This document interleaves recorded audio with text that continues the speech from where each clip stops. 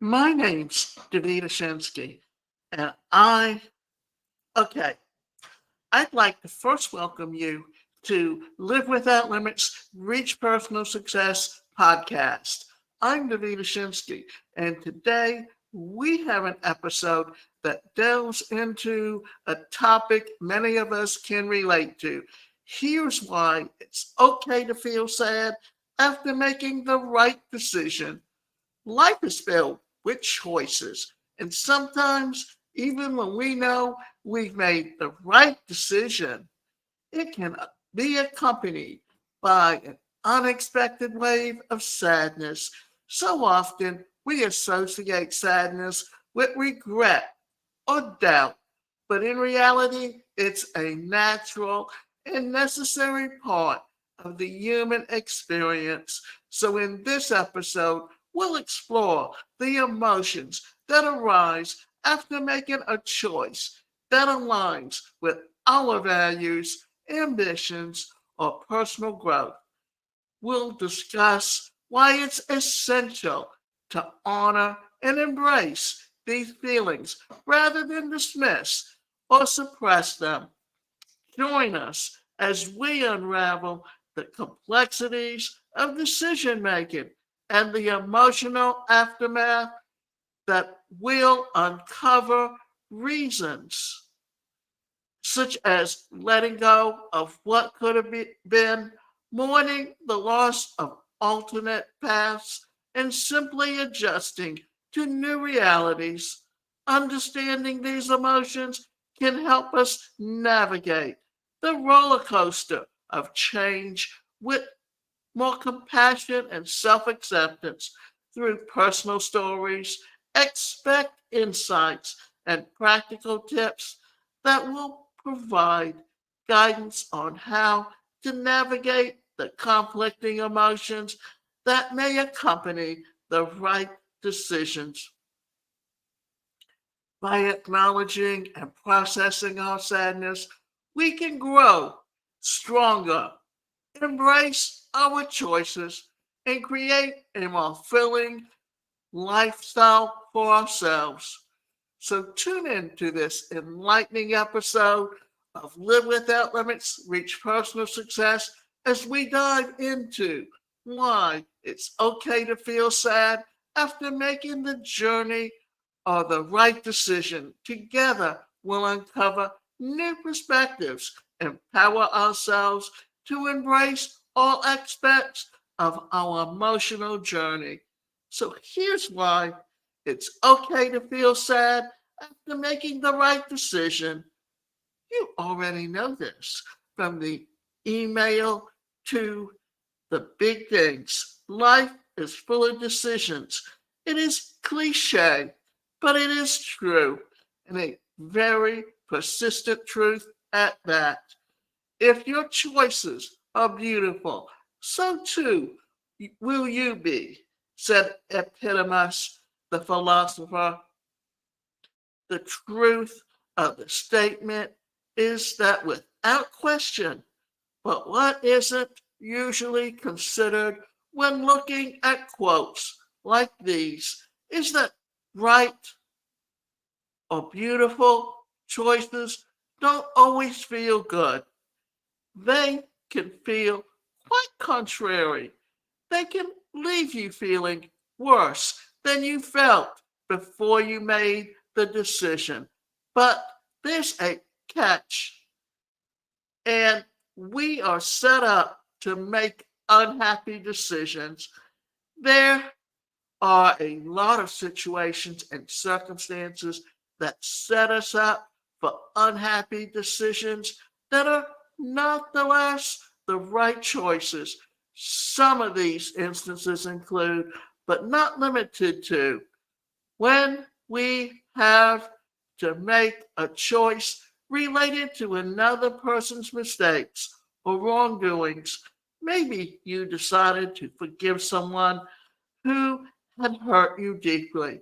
You may have to plead or spend a lot of money paying for damages caused by your kids or someone you are responsible for. When we ourselves make a terrible decision or mistake in the past and are trying to fix it. It could be deciding to end an abusive relationship, quit a terrible job, break a bad habit or an addiction, hand ourselves over to the cops, or some other seemingly self sabotaging decision when the right decision demands that we undermine, go against our deeply held beliefs, values, and self image. It could be making an impossible decision for a very sick loved one who is in pain, or denying a kid something tasty or fun because you know it's good for it's not good for their health when the decision is immediate and mandatory. Like when you absolutely have to make a life and death situation, or someone will get hurt or even lose their lives. In all of these circumstances, you are bound to choose, and sometimes a decision not to choose is already chosen and on its own because you are not in total control of the situation. So it makes sense that you don't feel thrilled after these decisions. In fact, it is okay to feel sad, horrible, mortified, or angry after making such decisions. The fact that they are good decisions and sometimes even beautiful decisions doesn't mean that they won't make you feel sad. Why do we feel sad after making tough choices? Depending on the situation, you could feel all kinds of emotions, ranging from sadness to guilt or regret, even anger. You worry about yourself. You worry about all the things that you are going to stop enjoying as a result of making the decision. Maybe you will no longer be able to get validation of money that you once got from the abusive partner. Maybe you will have to stay single for a while and have no one to help with the bills and responsibilities. But it doesn't negate the fact that ending a toxic or abusive relationship was an excellent choice. You worry about others. Maybe you worry that when you stop supporting the deadbeat brother or sister, they will have no one to care for them anymore. They'll suffer hardship and may resent you for making the decision to stop supporting their irresponsible lifestyle by your choice is right nonetheless. And you think that there is nothing to gain from making the right decision, maybe the right decision comes with some discomfort, but no obvious added benefit. Maybe it is a decision to not cheat on exams. All you get is stress and no promise to getting better grades. If anything, you become scared of failing. And what if you then failed? Won't you truly be sad about making that right decision? All these are legit reasons to feel sad even after making an excellent choice. But there is a catch. Sometimes making a tough decision now will save you the future. The thing about good or right decisions isn't that they always lead to instant and pleasant rewards, but that they eliminate future troubles. The decision to quit the abusive relationship might have just saved your life, literally.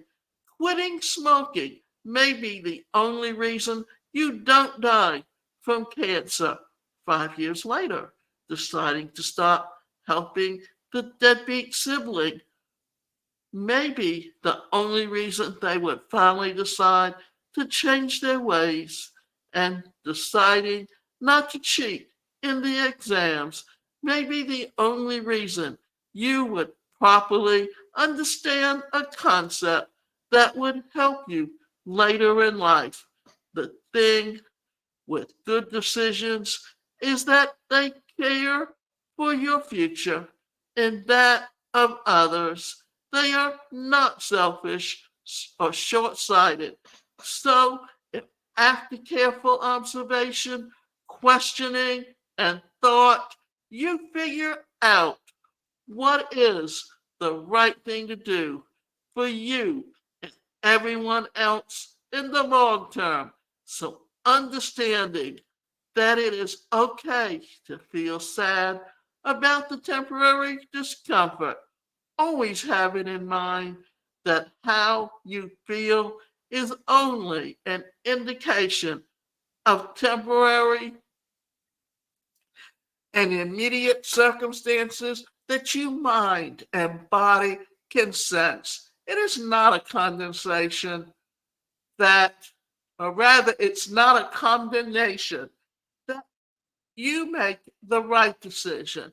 It's truly everything in life boils down to decisions that it is paramount that those decisions be made despite our fast, fleeting feelings. Today, you may be sad, but console yourself with a vision of future. Comfort yourself with the knowledge that your beautiful choices will lead to a beautiful life. Think of joining us. Remember, it is all right to be sad because it's a testament to the growth and the courage to make choices that the way, wait a minute, it's testament, it's courage to make choices that pave the way for a brighter future. So let's embark on the transformative exploration together. And always think about this, that it's okay to feel sad after making a decision. And always remember, all you have to do is think about the things that you can do to rectify. And the word I'm thinking of is to